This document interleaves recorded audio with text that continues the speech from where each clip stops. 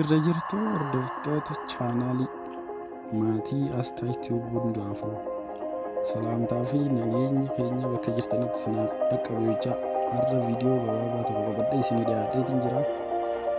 Egaa gama viidichaatiin seenuun duratti Astaa Yuutiyuub warri sabskiraayib hin godhin sabskiraayib godhuudhaan akka maatii nu taatan kabajaan isin gaafachaa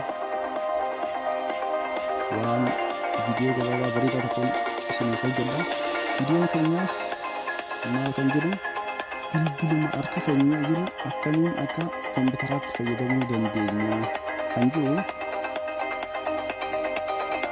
gama viidichaatiin seenuun duratti Astaa Yuutiyuub sabskiraayib godhuun maatii godhachuudhaan viidiyoolee bareedaa argadhaa jecha.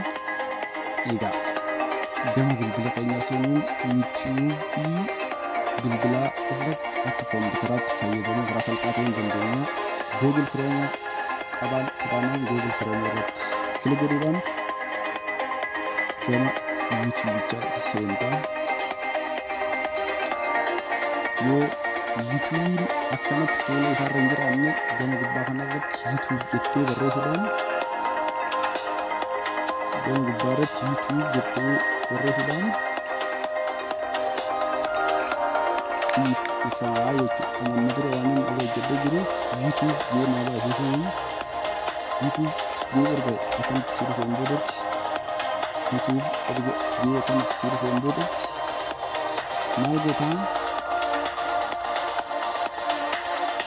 warra kilik gootee kanatti akkuma Yuutiyuubii bilbila haanarra jiruuf si baafa maal gootaa gama harka gubbaarra gama harka mirgaarratti gubbaa isaa irratti kitaaba sadii jira. Kitaaba sadeen kanarratti kilik godhuudhaan irra gaddeemuudhaan naannoo diskitoop saayit jettuu jira. Naannoo diskitoop saayitii kanarratti kilik goota.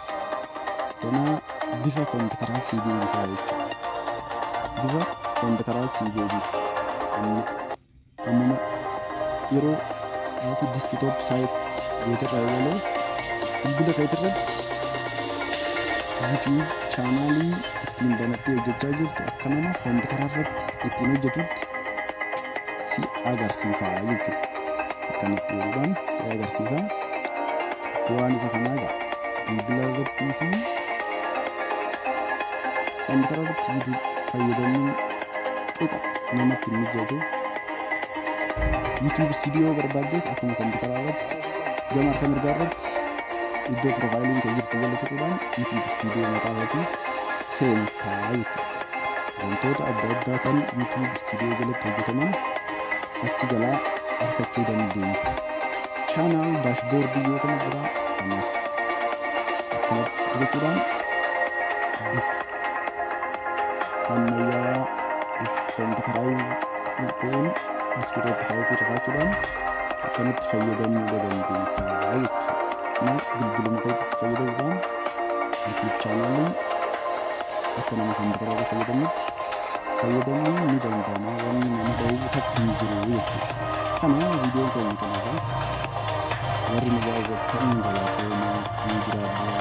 Yeroo nuti viidiyoo adda addaa hojjennutti sheer, laayik, komeenti nu godhaa jechaa nagaan turaa yeroo gaarii.